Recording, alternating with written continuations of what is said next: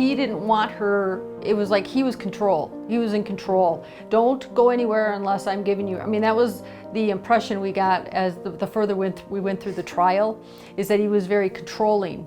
And Konrad's probably right, the fact that she did go and have some break job and didn't tell him that she had gone by herself when he probably wanted to go, and it didn't, and that's probably how the argument ensued.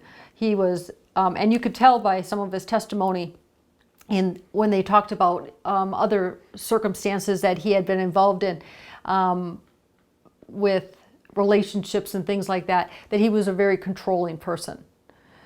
He was going to tell her what to do, and you weren't going to go against what he said. And I could get that feeling, and when you listen to him.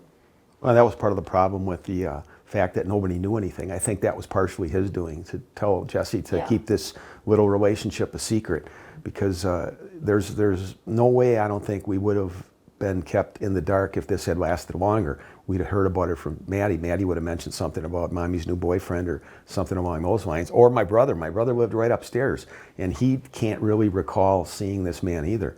You know, so in the 2 short weeks that they had their friendship or relationship, either he hadn't been over to Jessie's house often, or he would only be there when my brother wasn't around. And Jessie was the type of person too that if she was really excited about something, she couldn't keep her mouth. She would have told us. Like, she would have said, "Oh, I met this really nice guy, and and this and that," because it's happened in the past.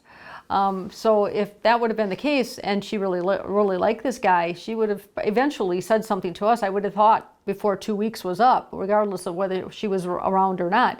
Or like that afternoon that I was with them, talking to her for hours before this happened.